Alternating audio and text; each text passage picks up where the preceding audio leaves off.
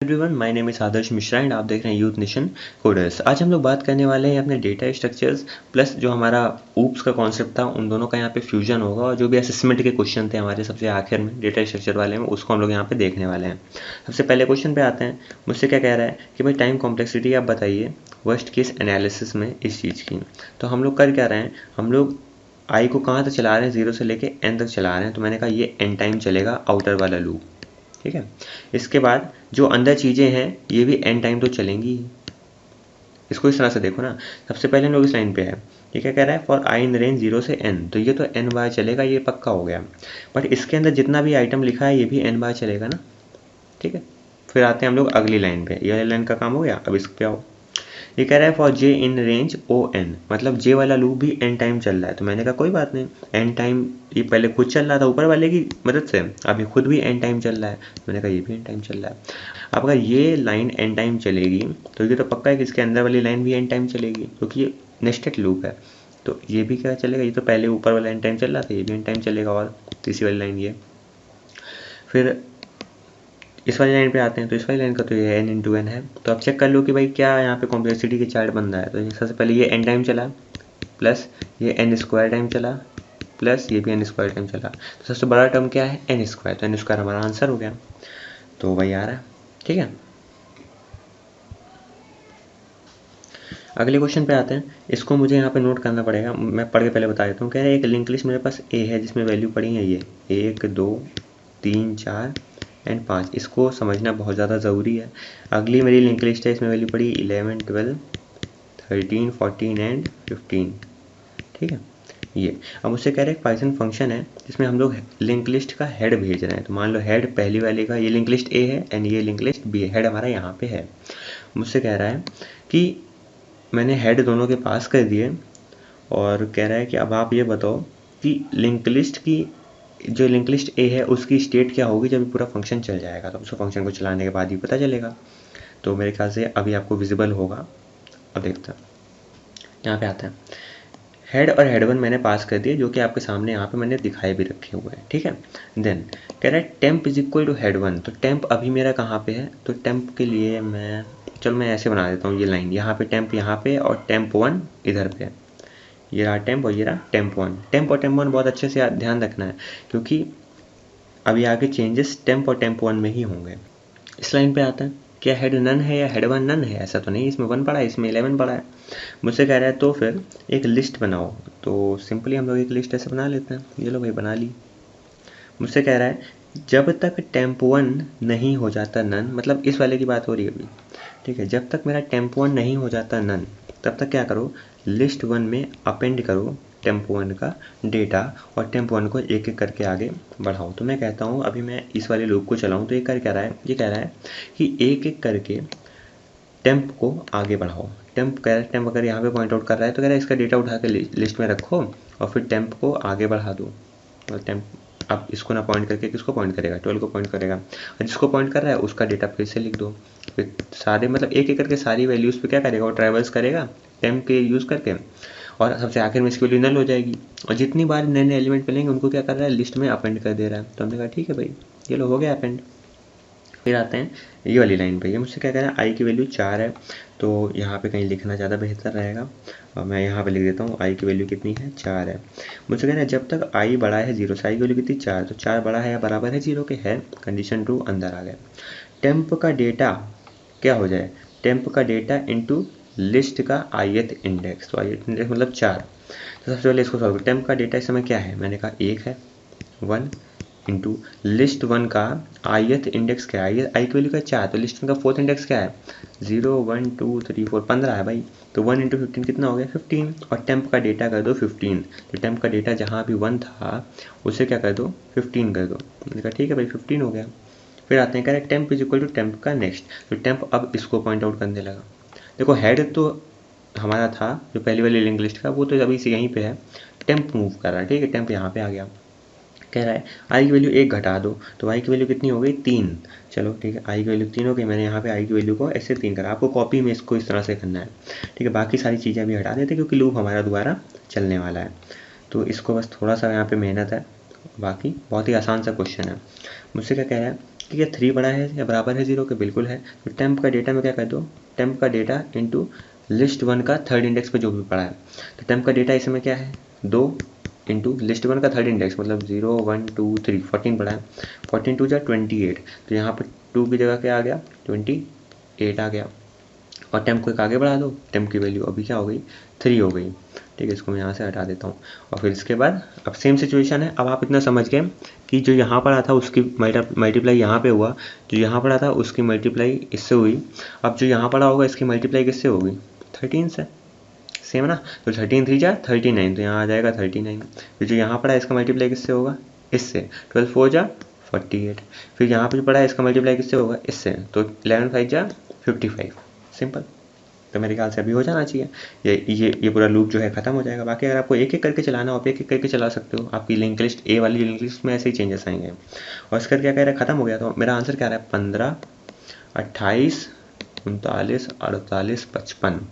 देख लेते हैं 15 28 39 48 55। एक एक करके सॉल्व करना बेवकूफ़ी रही क्योंकि बहुत बड़ा क्वेश्चन है। ठीक है, मुझसे क्या कह रहे हैं एक लिस्ट है हमें ये दी गई है, कह रहे हैं इसमें ये बताओ कि इसमें कौन सी सर्च एल्गोरिदम हम लगा दें कि आपका जो आंसर है मतलब जो 79 अगर हम ढूंढ दें तो 4 आइट्रेशन में हमें मिल जाए। तो अगर हम लीनियर सर्च की बात करें तो क्या कहता है एक एक एलिमेंट को उठाता है और चेक करता है क्या वो 79 है, तो यहाँ पे 79 है क्या नहीं है, 79 है नहीं है, 79 है मिल गया। तो हम लोगों ने कितनी बार चेक करा 3 बार चेक करा। तो हमारा हमसे क्या कह रहा है मिनिमम 4 में तो कर ही दें, तो हमारा आंसर आ गया। तो मतलब पहला तो सही है। अब अगले वाले पे आते हैं, उसको देख लेते हैं। ये मुझसे क्या कह रहा है, ये कह रहा है बाइनरी सर्च लगाओ। बाइनरी सर्च क्या कहता है बड़ी सी एरे में, ठीक है देखो जैसे कि ये बड़ी सी लिस्ट में मिड एलिमेंट निकालो। मैंने कहा मिड एलिमेंट 81 है। कह रहा है क्या 79 81 है, ऐसा तो नहीं है। तो 79 पक्का है कि इसकी लेफ्ट साइड में होगा। ठीक है 81 के लेफ्ट साइड में ही होगा। तो लेफ्ट साइड पे कौन सी लिस्ट बची है, मैंने कहा ये बची है। तो अगली बार वो 45 56 और 79 इस वाली लिस्ट को हटा देगा।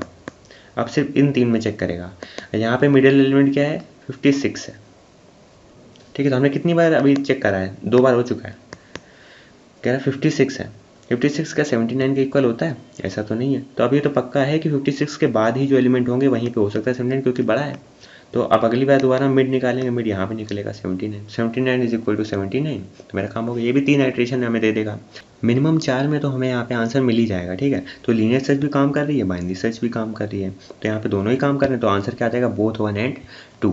अगले क्वेश्चन पे आते हैं। कह रहे हैं कंसीडर करो एक लिस्ट ऑफ नंबर और ये बताओ कि इसको भाई अगर असेंडिंग ऑर्डर में सॉर्ट करना है तो चौथे पास के बाद लिस्ट का स्टेटस क्या होगा। तो एक बात तो पक्की है कि यहाँ पे पासिंग यूज़ हो रही है, मतलब एक बार पहले पूरी लगा दी एल्गोरिदम, देन इसके बाद दोबारा उसको लगाया, देन दोबारा उसको लगाया, ऐसे ही चलते हैं हमारे पास। ठीक है, मतलब लूप इनसाइड लूप होता है ना, असल पे इनर लूप चला तो वो एक पास हो गया, फिर दोबारा से इनर लूप चला वो दूसरा पास हो गया, ऐसे चलती हैं। ठीक है, तो ये मुझसे कह रहे हैं हमें ये लिस्ट दी गई है। अब इसमें क्या बबल सॉर्ट लग रहा होगा, सोचो इसमें बबल सॉर्ट का अगर पहला पास हम लोग निकाल देते पूरा, तो ये तो पक्का है कि सबसे बड़ा एलिमेंट आखिर में होना चाहिए था, तो 91 आखिर में आ जाता अगर बबल सॉर्ट लग रहा होता।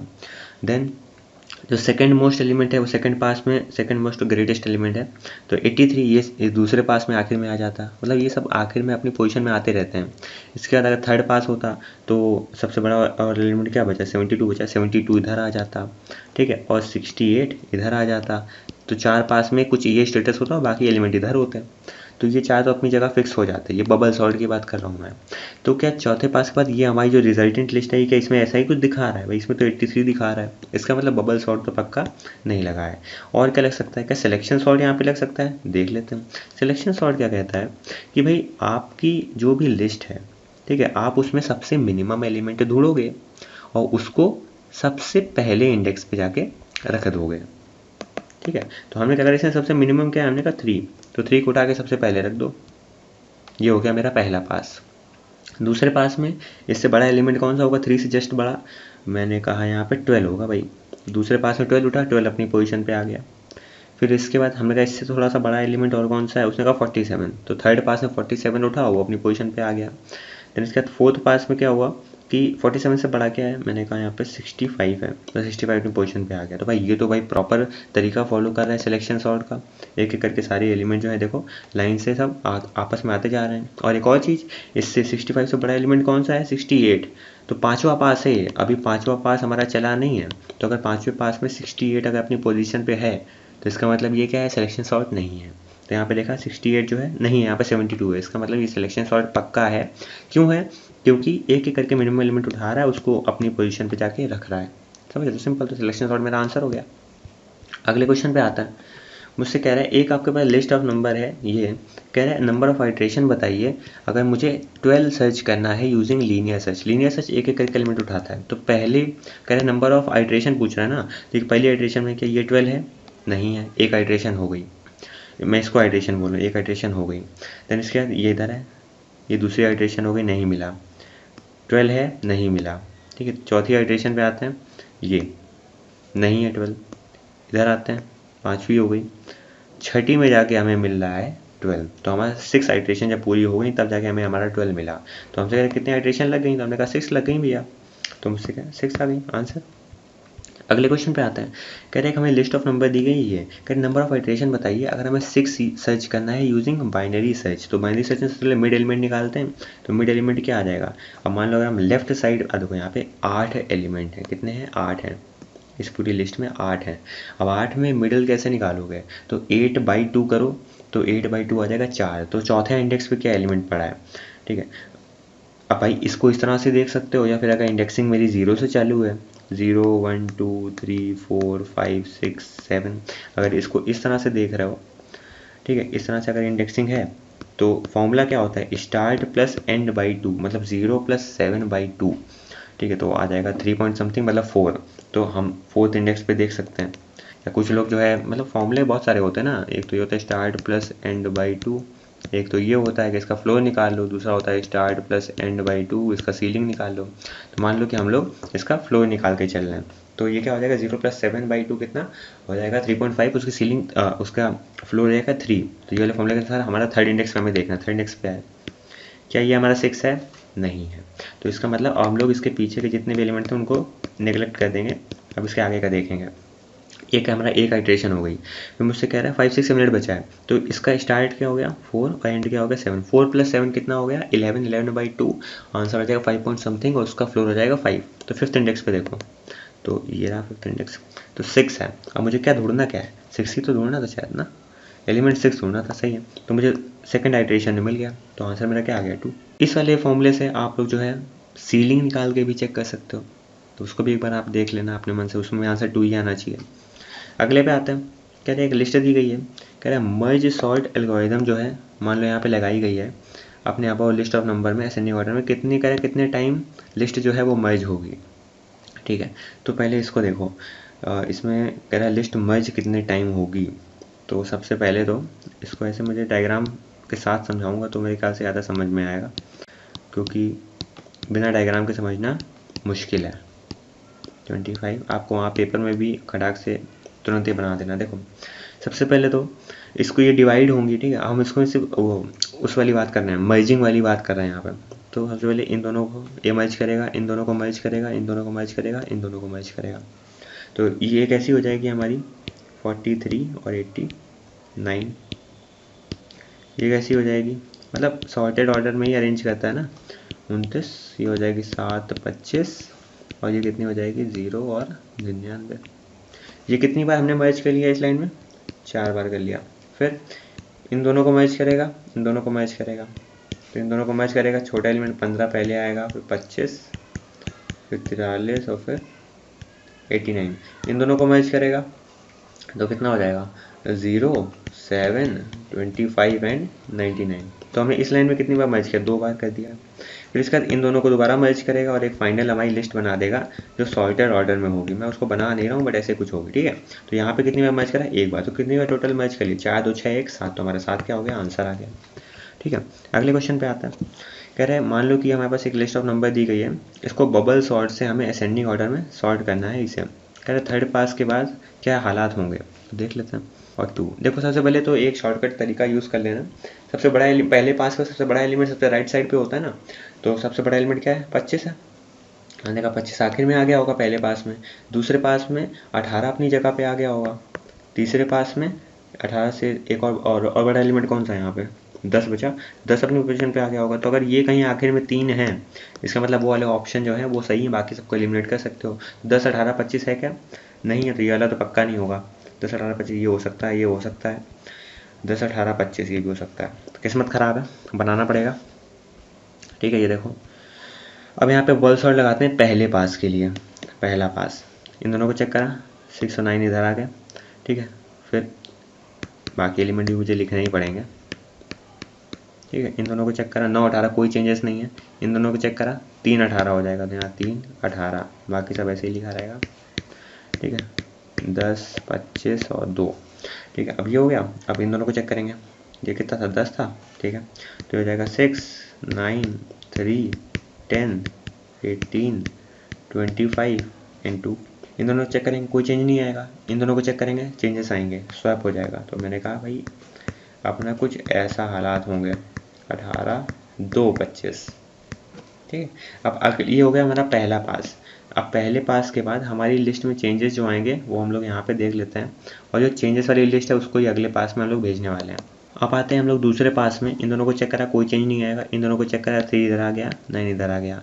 देन इन दोनों को चेक करा, कोई चेंजेस नहीं आएंगे। अब मैं लिख नहीं रहा हूँ, एलिमेंट ऐसे चेक कर रहा हूँ। 10 और 18 में कोई चेंजेस नहीं है, 18 और 2 में चेंजेस आएंगे, 2 इधर आ गया, 18 इधर आ गया, 18 और 25 में कोई चेंजेस नहीं है। तो हमारी लिस्ट क्या बन गई, हमने कहा ये हमारी बन गई 6 3 9 10 2 18 एंड 25।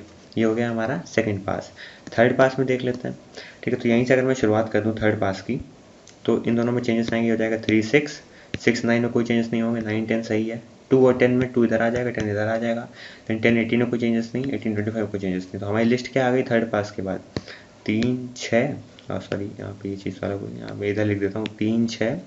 देन इसके बाद ये क्या था एलिमेंट 9, 3 6 9 2 10 18 25। अब ये देख लो, ये जहाँ आ रहा हो वही हमारा आंसर है, 3 6 9 2 10 18 25, 3 6 9 2 10 18 25। तो ऑप्शन नंबर ये सी सही है। अगले क्वेश्चन पे आते हैं। कह रहे 4 डिफरेंट एल्गोरिदम है पीटर के पास, कह रहे बेस्ट एल्गोरिदम बताओ। अब देखो log n 2 की पावर n एन फैक्टोरियल, कौन सबसे बड़ा 2 की पावर n, n स्क्वायर और 2 की पावर n कौन सबसे बड़ा 2 की पावर n, n और log n कौन सबसे बड़ा n बड़ा है, तो n इधर आ गया। देन log n और n स्क्वायर कौन सबसे बड़ा है n स्क्वायर। तो ये कुछ सीक्वेंस है, इन चारों एल्गोरिदम को इतना इतना टाइम ले रहे हैं। ठीक है, अब ये कह रहा है इनमें से बताओ सबसे अच्छी एल्गोरिदम कौन सी है, तो n जो n टाइम ले। ठीक है, तो यही आंसर होगा एल्गोरिदम 3। द बेस्ट एल्गोरिदम क्या होगा एल्गोरिदम 3, सिंपल। अगले क्वेश्चन पे आते हैं। कह रहा है दोबारा पीटर 4 एल्गोरिदम के साथ आया। ठीक है, और इसका सीक्वेंस अब बताना है, कौन सी एल्गोरिदम पहले आई कौन सी बाद में आएगी। तो इसको देखते हैं, ये लगा रहा है n स्क्वायर, तो कौन बड़ा है n स्क्वायर क्या log n स्क्वायर बड़ा है। यहाँ पे 2 की power n sorry 2 into n है। हाँ देखो मैं यहाँ भटक गया था, n स्क्वायर बड़ा है कि n क्यूब बड़ा है, n क्यूब बड़ा है। देन log n बड़ा है, 2 की पावर n बड़ा है, n फैक्टोरियल बड़ा है, 2 की पावर n बड़ा है। देन log n बड़ा है, तो अकेले log n ही बचा। ठीक है, अब देखो अब इन चारों में कंपेयर कर लो, इन चारों में सबसे पहले कौन आएगा। मैंने कहा सबसे पहले सबसे छोटा आएगा log n, इसके बाद आएगा मेरा n स्क्वायर, इसके बाद आएगा n क्यूब और इसके बाद आएगा 2 की पावर n। तो सीक्वेंस क्या हो जाएगा, सबसे पहले एल्गोरिथम 4 आएगी, देन 4 1 2 3 आंसर मेरा आ जाएगा। तो चेक कर लेते हैं 4 1 2 3 की तरह, 4 1 2 3 4 1 2 3 4 1 2 3, ये ऑप्शन नंबर ए बिल्कुल सही है। अगले क्वेश्चन पे आता है।